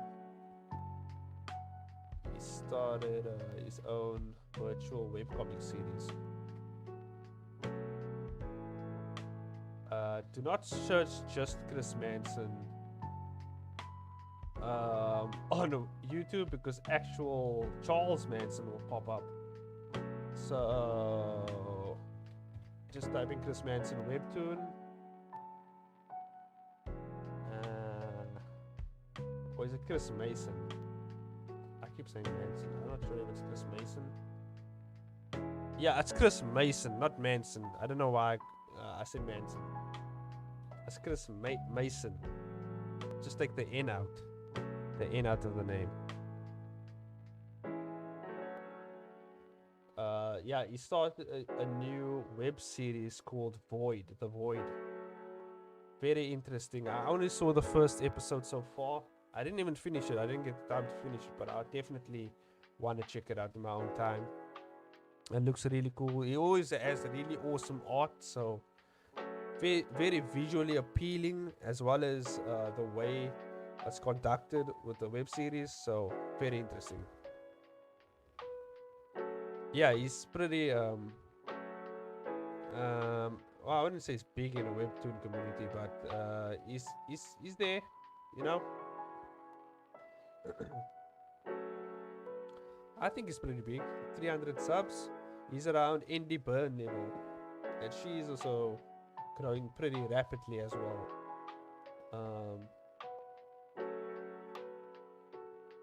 Yeah, she's at 350 and he's at 360, so they're on the same level in terms of YouTube.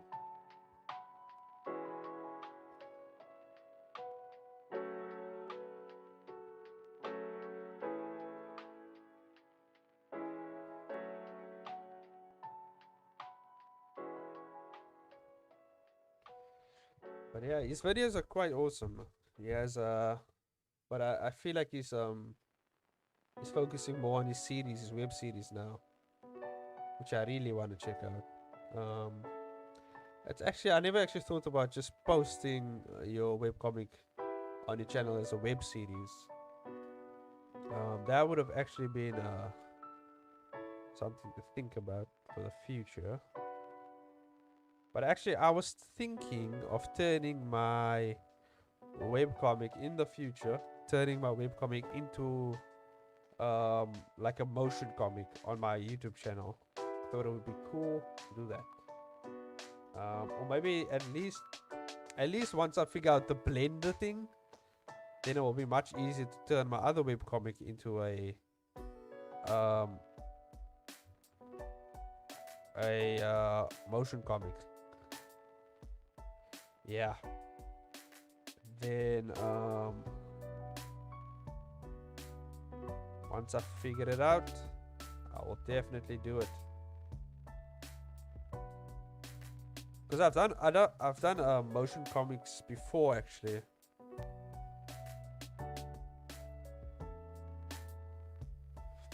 Yeah, I've done motion comics before actually for my like professional animation work.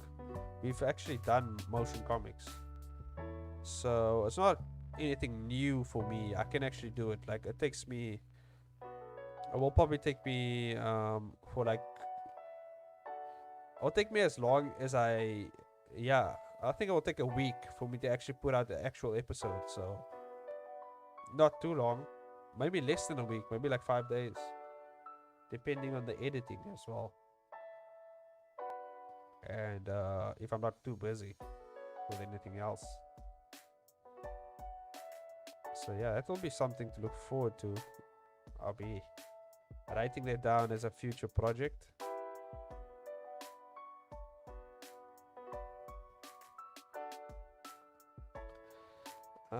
As to how you turn your webcomic into a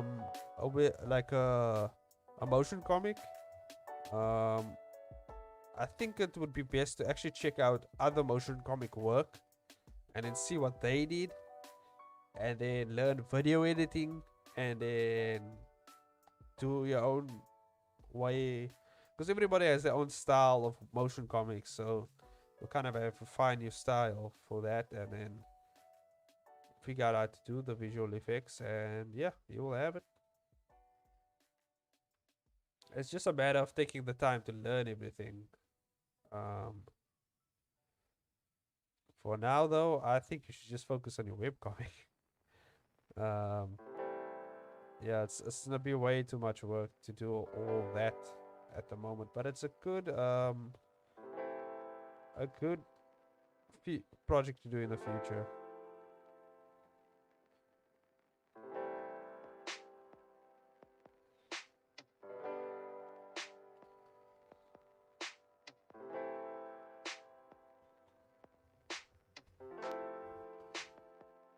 And I think that's one of the things I'm grateful for as well, like for the college that I went to. Because the college I went to taught me everything. Like they taught me from Photoshop to 3D modeling to video edit. It's like everything actually video editing I knew before I went to college, because I did YouTube videos before that actually. I started the YouTube channel like 5 years ago, so I've done YouTube for a long time. I'm only seeing results now because I found out what I actually wanted to do. So it took me some time.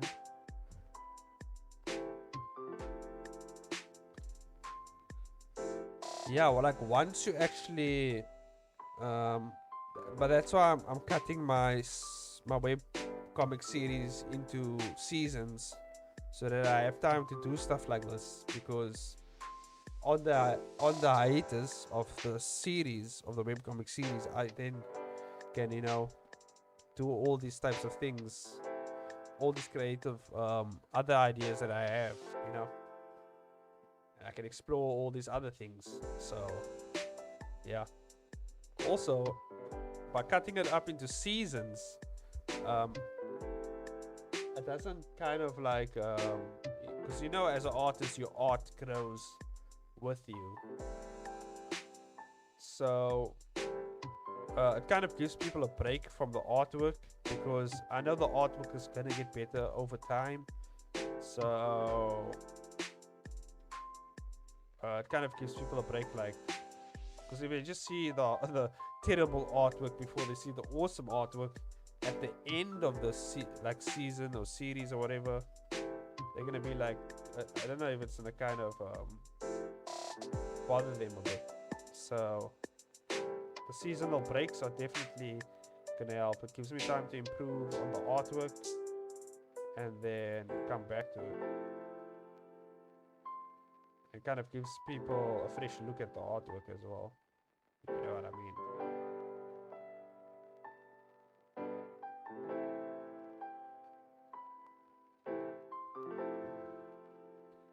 Yeah, but definitely for my future webcomic, I will be modeling 3D models of the main characters' faces just to make it easier for me um, to draw like their face in a certain perspective, as well as keep their proportions of their face as consistent as possible. I feel like that would be like really beneficial. And there's a lot of 3D software that does all that for you, so you don't really have to actually, as I did, manually model the face. There is like software and stuff that does all that stuff for you, so that would be cool.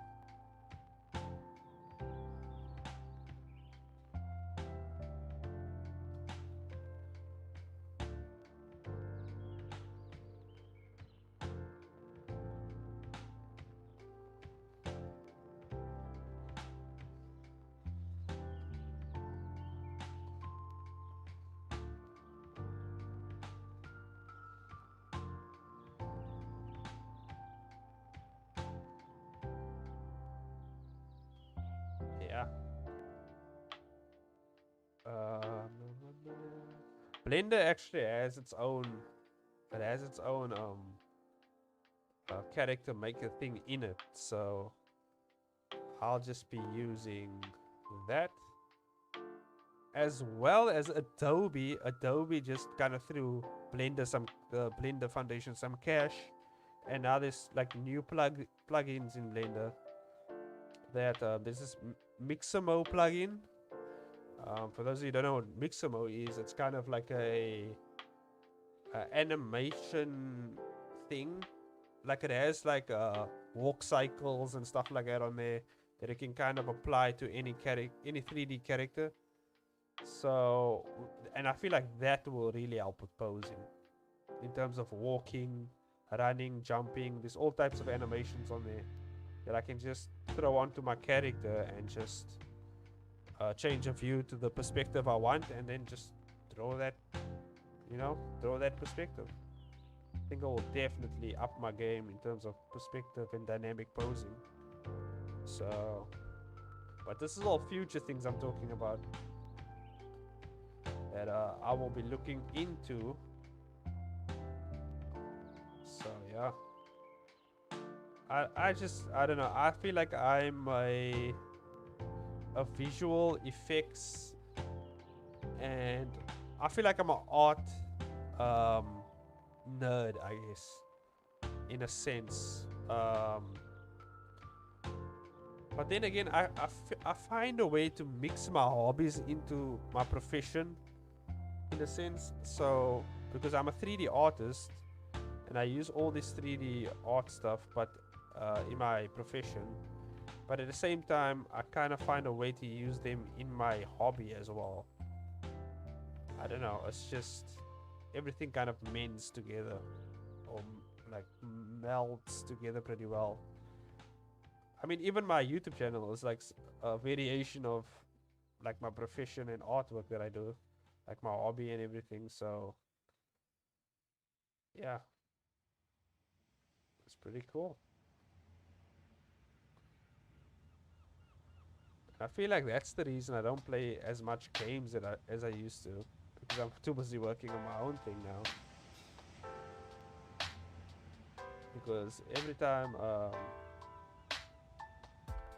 time my team, my animation team, because they usually have like a Minecraft session, and we all play Minecraft together and everything, but usually I don't get a time to join. But this Friday, I think we're gonna sit down with it for a D&D session. One of my colleagues wanted to do some D&D, Dungeons and Dragons, so very nerdy and geeky, but could be fun. I think it's just fun for the aspect of playing with other people, I think. So, I mean, we haven't seen each other the whole of the pandemic, so it'll be nice to just sit down, even though it is like, you know, online basically. We sit down, just sit down and chat and hang out. So, we'll see how that goes. Anyway, what time? Damn, it's that time already? God damn.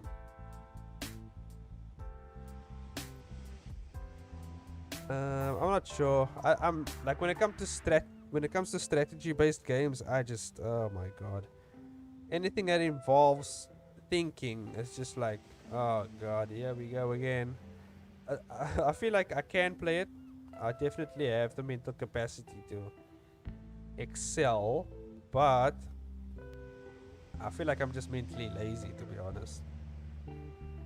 I feel like that's I think that's just me. Because like in school, I remember when I used to go to school.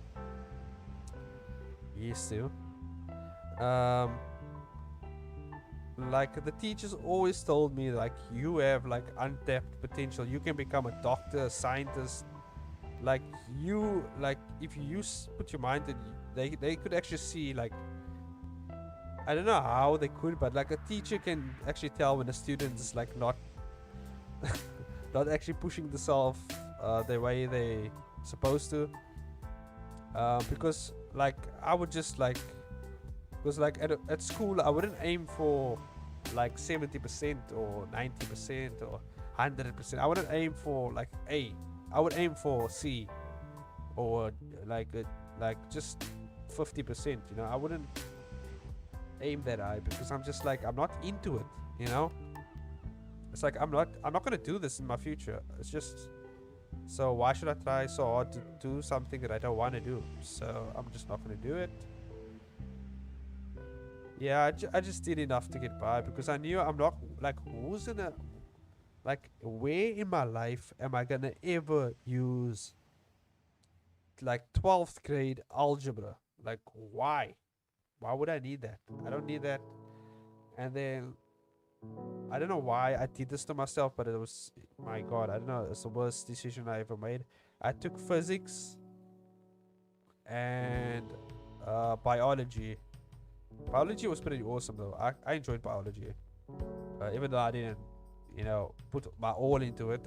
It wasn't that bad because I got to learn about anatomy and stuff like that from biology as well. So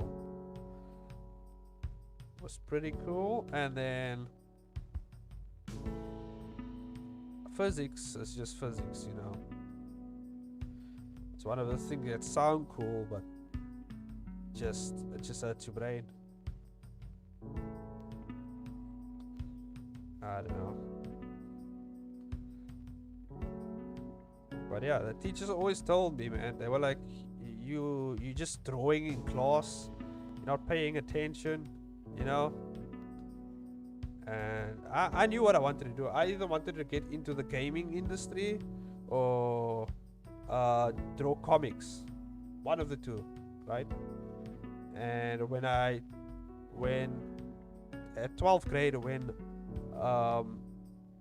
the people representing the college came, because you get those like kind of presentation things where the people from the colleges come to your school and they show what they teach here and what you can learn from the colleges and stuff like that.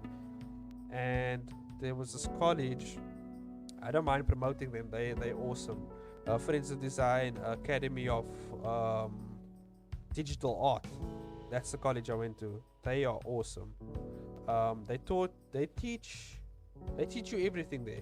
Everything to do with multimedia entertainment, they teach you there.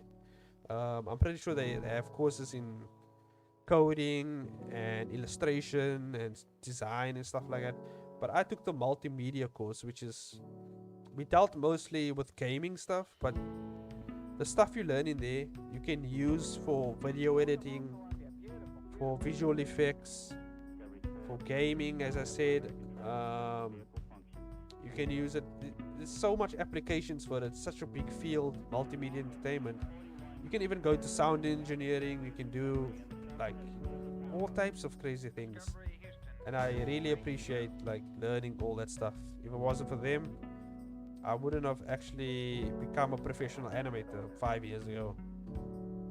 Well, mostly them and mostly me pushing myself because um, for 7 months I sat down and I was like, I am going to get into the animation industry, and I kept applying to every place. I kept working on my 3D stuff, and yeah, I just kept telling myself that's where I want to be, that's what I want to do.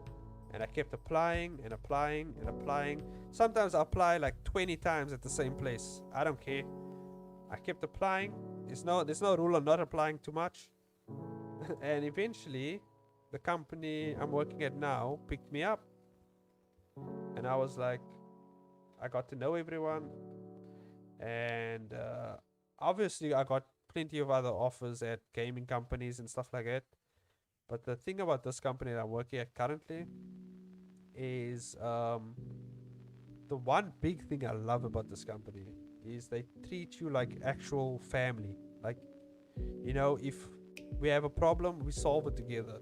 And that's what I kind of enjoy about the company. And yeah, I don't think I will ever leave it. I don't think, unless someone can make me a better offer. And I don't mean money wise. Although, if they do throw me that Disney cash, I might reconsider. But yeah, unless they can offer me the type of security and good vibes that the current company I work with has, I'm sorry, but I'm not for sale. Unless, again, that Disney cash though, it might change my mind. You toss me somewhere at Disney cash, I'm telling you, man. If you told me, hey man, how would you like to be a visual effects artist on the new Guardians of the Galaxy or something, I'll be like, oh man. Well, but how does it pay though? And he showed me that, quadruple tumble digits, that you see those 8 number figures, I'll be like, oh damn. Yeah, I'm not for sale, but if you if you're gonna pop me that millions, maybe we can have a little talk,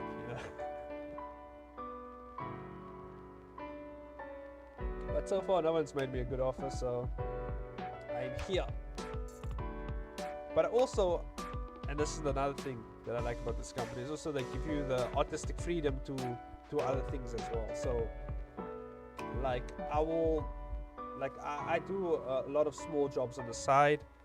In terms of 3D animation and all that types of things. Like, I'm planning on going on Fiverr as well and doing that types of things, and they don't mind that, So that's just cool because some companies are just like, you work for us and only us.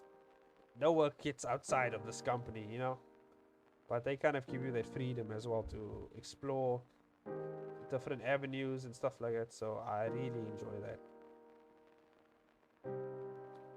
The thing is, they treat you like an artist as well. So they know you, an artist has artistic needs that needs to be fulfilled, and they give you that artistic freedom, So that's also another plus. So, man. But yeah, we're coming up on the 2-hour mark. God damn, it's been a while since I've had such a long ass stream. So, man. But I think I've just enjoyed it. So, yeah, I think I'm ending it here. Let me just pop up the end screen for you guys. Yeah, we go. Yeah, already 2 hours. Oh yeah, just a quick tip for Nikki. You see, if you want to do streaming stuff, all you need is this. On Streamlabs, you can create your own starting image. Then you have your main screen where you do all your stuff, and then you can have your be right back screen, and then you have your ending screen. Once you figure it out, it's pretty easy. Once you figure out And then you have your own presets and you can just switch between it, you know. But that's just quick tip to Nikki over there. But anyway. Oh, that will be a cool job on Fiverr to do this type of things for people's streams. Keeping that in my pocket for Fiverr. Keeping it in the pocket. Maybe I shouldn't have. Okay, but no one waits this long to the end of a stream. It's cool. But yeah, that's it for this stream, guys. Everyone post and pre-stream. Hope everyone's doing well. Shout out to Nikki again for joining. Shout out to Jessica. She joined for a short time, but you know, appearance is always welcome. So thanks. I'm trying to think. Oh yeah. If you like this video, if you're new, go ahead and, you know, I don't want no smashing. There's no smashing the subscribe button. There's no smashing the like button. There's no smashing the notification button. No smashing. Don't smash it. Don't. Be nice. Be gentle to my subscribe and like button, as well as my notification bell. Do not ring the shit out of it. Just go up to it. You ring. Give it a little ring, you know. And then my subscribe and like button. You walk up to it. Just take its hand. Give it a gentle shake. Give it a how you doing? Okay, you doing alright there? Nice to meet you. I am subscriber and you are subscribe button, and you come together, okay? And then welcome to the Maniac family, okay? So you go ahead and do that, and I'm gonna go end the stream. Thanks again. I really need to go sleep, work tomorrow at that wonderful place, a wonderful company, as I've said before, and I'm really grateful, man. Thanks for everyone and their support and everything, you know. It was a really fun stream. See you guys in the next video, next stream. Don't forget, this Thursday, new video. New videos every Thursday, stream every Tuesdays, and I'll see you guys. Bye-bye now. Bye-bye. Bye, everyone. Bye-bye. The sock is the best, by the way. Just letting you know before I end the stream. The sock is champion.